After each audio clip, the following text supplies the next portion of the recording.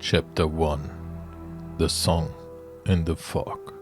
Autumn had gripped the land for weeks now, and the days were growing shorter, as if even the light itself wanted to hide from the night. The sun sank early behind the hills, and when the moon rose, a heavy fog rolled over the fields like an old burial shroud.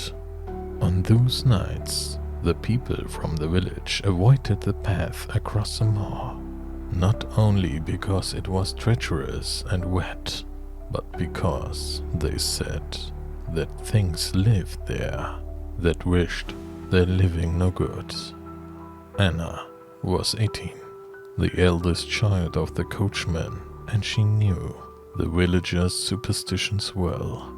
Her father had told her countless times that the moor collects souls the way the forest gathers mushrooms in autumn. He always said it with a half smile, but his eyes were never entirely joking. And yet, here she stood now, at the edge of the old wooden walkway that stretched out into the moor. The planks glistened damply in the pale moonlight, and somewhere in the distance she could hear the sluggish bubbling water. It was her own fault that she was out so late. She had gone to visit her mother's friend, an old herbalist in the neighboring village. Everyone called her Aunt Lisbeth, and she was known for her salves and teas. Anna had gone to fetch a salve for her father's aching back, which had troubled him for days. The direct road home led over the hill and past the moor.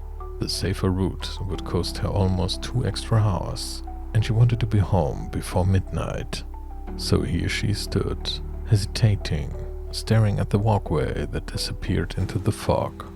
A cold gust of wind slipped under her scarf. She pulled the fabric tighter around her neck, adjusted the little wicker basket on her arm, and took the first step. The wood cracked softly, and the water below gurgled faintly. "Straight ahead," she muttered to herself. "Don't stop, don't look back." That was what her mother had said to do if she was ever forced to take the moor path. But she hadn't crossed even the half the planks when she froze. A sound. At first, she thought it was just the wind in the reeds, a soft flowing murmur. But then a melody separated itself from the voice, a song, slow drawn out, so quiet, it almost felt like a dream. It was a woman's voice. She sang no words, only tones that were at once sorrowful and strangely comforting. Anna listened until she realized she had taken a step in the direction of the sound without thinking. In the fog, something flickered. A light. Not the harsh yellow of an oil lamp or lantern. This light was soft and shimmering, almost like condensed moonlight. It floated just above the walkway, swaying gently as through it were breathing. The song and the light belonged together. Of that, Anna was suddenly certain. "Hello?" she called, her voice sounding much smaller than he had hoped. No answer, just a lingering melody. Her feet moved on their own.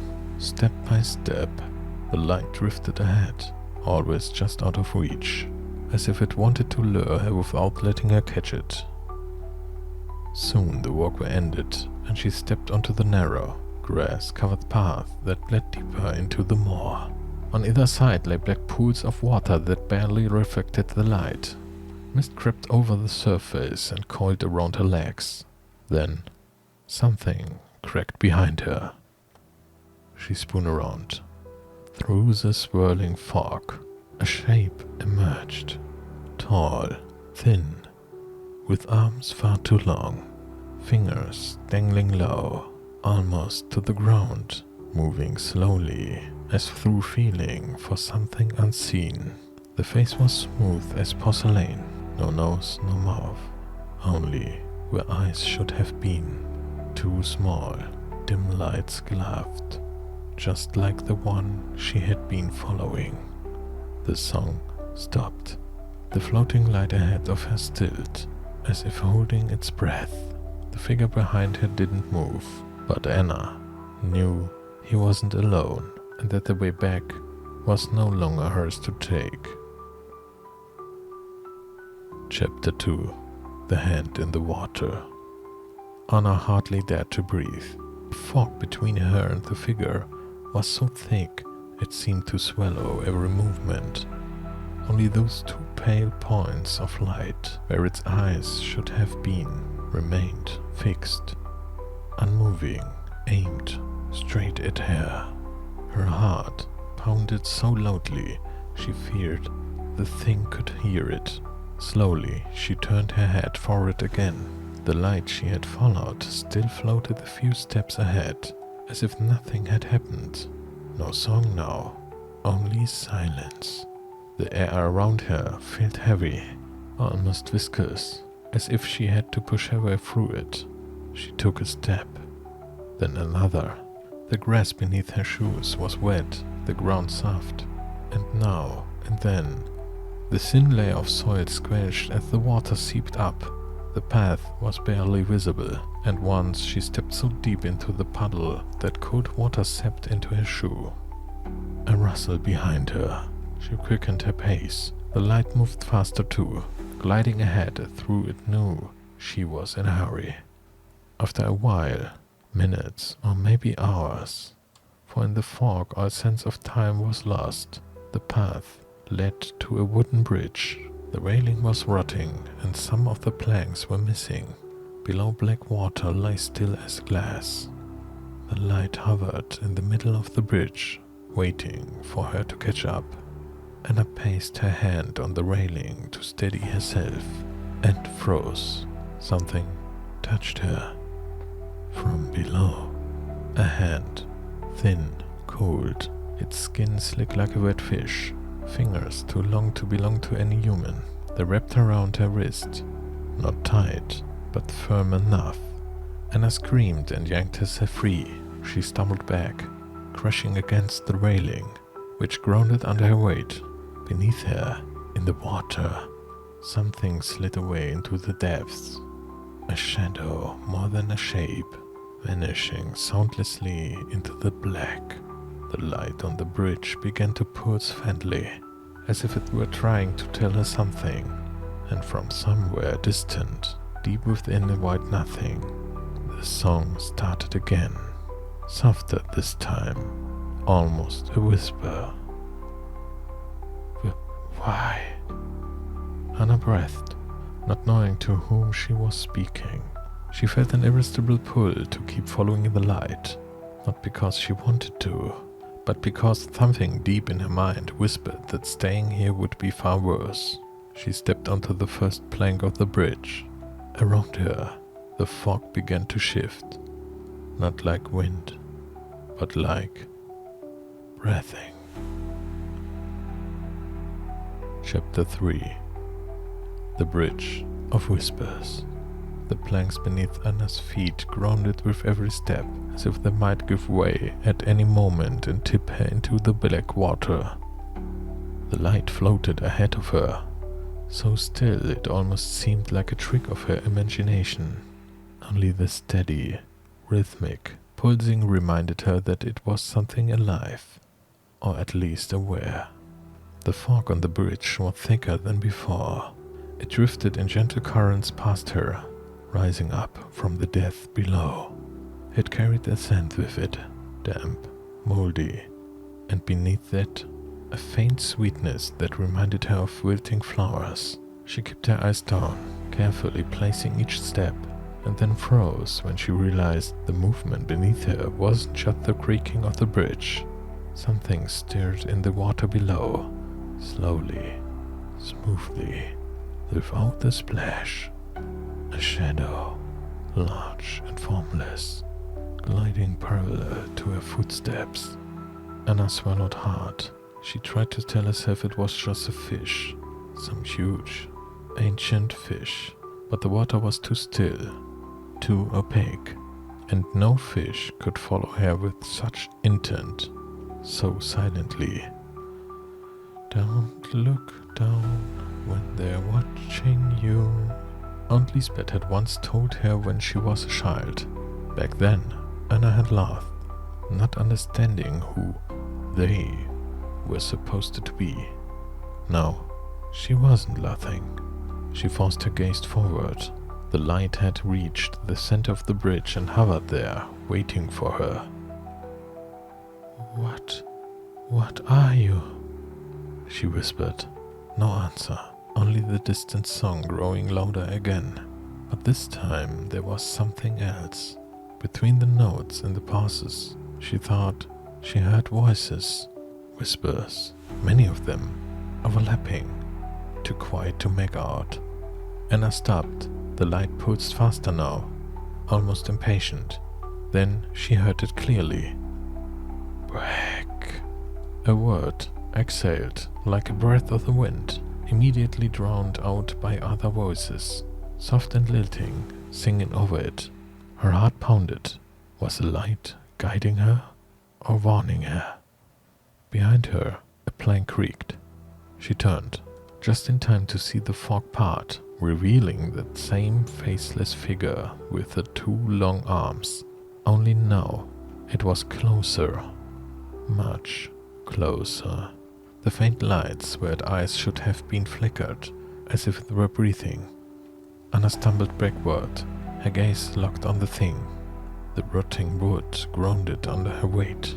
The black water beneath the bridge felt like it was waiting. Suddenly the light in front of her flared. Not with hands, but with sheer brightness, it expanded, spilling its glow toward her, as if to shield her. And in that moment, something strange happened. The figure at the far end of the bridge froze. Its long arms twitched slightly, as though uncertain. The whispers grew louder now, many voices at once, overlapping a chorus of contradictions. Forward. Come. Don't look back. Stay. Stay with us. Can you see? Anna squeezed her eyes shut for a moment. She knew that if she stopped now, she would never move again, so she forced herself to take a step, and another. The light shifted, moving again, but not toward the end of the bridge. Instead, it drifted sideways, out over the railing, into the open fog and black water beyond. No, she whispered. There was no path there, nothing but mist and dark water. And yet, something deep inside her told her it was the only way forward, the only way not to fall into the figure's waiting arms. She stepped to the railing. The water below was black as void, but where the light hovered, tiny ripples spread, as if something hidden beneath the surface was stirring. A single drop of condensation slipped off the railing and fell into the water below. The sound was far too loud. Behind her, the figure began to move again. There was no choice. Anna swung one leg over the railing. Chapter 4. Beneath the fog. Anna balanced with one leg swung over the brittle railing, the other still planted on the plank that groaned beneath her weight. Below, the light hovered just above the water's surface, pulsing steadily, like a heartbeat. Behind her, the figure crept closer. She didn't hear footsteps, or even a rustle, but she knew the distance between them was shrinking. One last glance back. Only a few paces now separate them. Its long arms hung low, and where hands should have been, she saw thin, fan-like extensions, like the legs of water insect. The pale lights where its eyes should have been glowed brighter now, almost feverishly. Anna took a deep breath and jumped. The water slammed into her, cold and heavy, knocking the air from her lungs.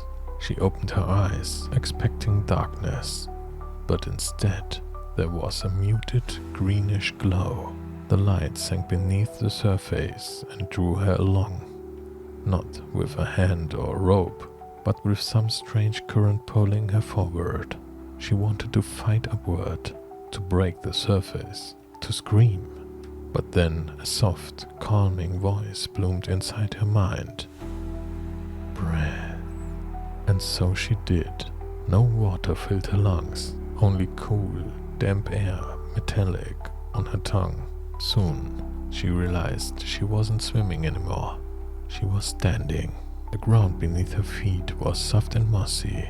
Above her arched not the night sky, but a glass-like dome of water. Beyond it, blurred and distant, she could still see the fog drifting thickly over the moor above. Before her stretched a narrow path, lined with lanterns that glowed like the one she had followed. Only here they looked older. Their posts were gnarled with sprouting tiny shots of new growth, and each lantern cradled a living flame that flickered as through it breathed. Anna turned around and found nothing behind her but endless water. You've come far, for one from above. The voice came from everywhere and nowhere, echoing softly through the dim space. Anna's gaze started across the shadows between the lanterns. Shapes lurked there, tall, slender forms like the one that had followed her. Through some had faces, and others were masks carved from something pale. Their eyes glowed in different hues, white, blue, sometimes a ghostly green. Where am I? Her own voice sounded muffled, swallowed by the water around her. Beneath the fog. Another voice answered. Where steps of living no longer matter. The light she had followed floated closer to her. Up close, it looked like a closed bud, glowing softly from within. It hovered at her eye level, tilting slightly, almost as if studying her. Why did you bring me here? A murmur rippled through the figures in the shadows, like many voices laughing softly, but without joy. Because the bridge was hungry tonight, said the first voice. Because you heard the song, another added. And because you could not ignore it. Something cool brushed against her ankles. She looked down. Thin, translucent strands, woven from mist itself, coiling around her legs. Not tight, not painful, but binding. I won't go back, she whispered, barely audible. Back? This time a single voice spoke, deep and ancient. One of the figures stepped into the light. It was taller than the others, carrying a lantern whose flame burned black. There is no back, it said.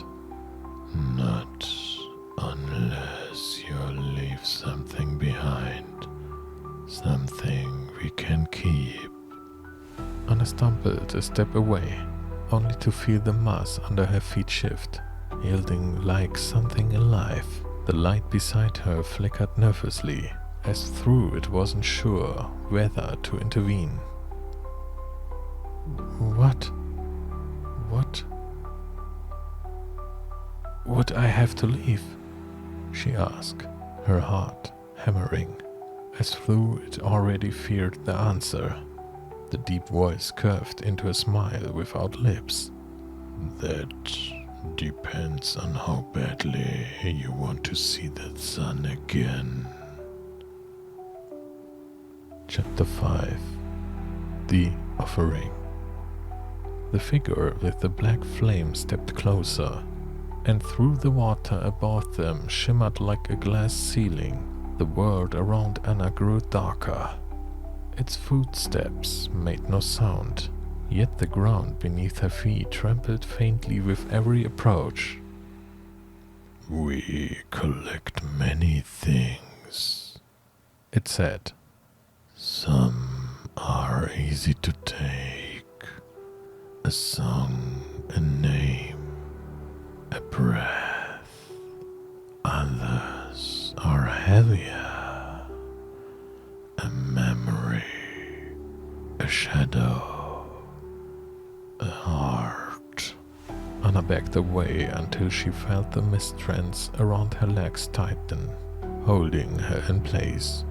The other figures stood oddly still among the lanterns, their glowing eyes fixed on her. "I have nothing that belongs to you," she said, trying to sound braver than she felt. A whisper rippled through the crowd. "Everything belongs to us once you are here," hissed a thin voice at her ear. Though no one stood beside her, the black flames swayed slightly, as if stirred by some invisible wind. "We can let you go if you give us something we can keep. Something that will make you lighter, while making us heavier." "And if I don't?" The answer came instantly from many voices at once. "Then you stay until your light burns out. And when it burns out, you will be one of us." Anna dropped her gaze. The fabric of her scarf was damp and cold in her fingers. She thought of her father, of the little jar of salve in her basket, of the warm kitchen waiting at home. What could she give without losing herself entirely? "You can give them your voice," the light beside her whispered suddenly. It was the first time it had spoken directly to her. "Your voice is bright. They like bright voices. They sing them in the deep until the sound becomes their own." "And then? What happens to me?" "Then you'll be quieter, but you'll go home." Anna stared at the light, and for a moment it seemed almost human, as if it pitied her. Maybe it, too, had once been someone who had made a choice her. She swallowed hard. "Take my voice," she said at last. A murmur surged through the shadows. The black flame flared in approval. "So be it," the deep voice intoned. Something cool and invisible slid into her throat. It didn't hurt, but it felt alien, like a thread being gently pulled from the deep within her. Anne tried to speak, but no sound came, only a faint breath, vanishing instantly into the mist. The strands around her legs loosened. The light hovered in front of her again, but this time it pulled her upward instead of down. The moss, the path, the lanterns, all of it fell away. Suddenly, the cold night air crashed over her. She stood at the edge of the moor, right where the wooden walkway began. No fog now, just silence. Her basket still hung from her arm. Everything was as if nothing had happened, until she opened her mouth to call out. Nothing. Not a sound. In the distance, deep in the moor, dozens of small lights flickered for the briefest heartbeat, like a silent, collective wink. And above it all, faint and far below, she heard a melody, her own voice, sung by many, echoing from beneath the fog.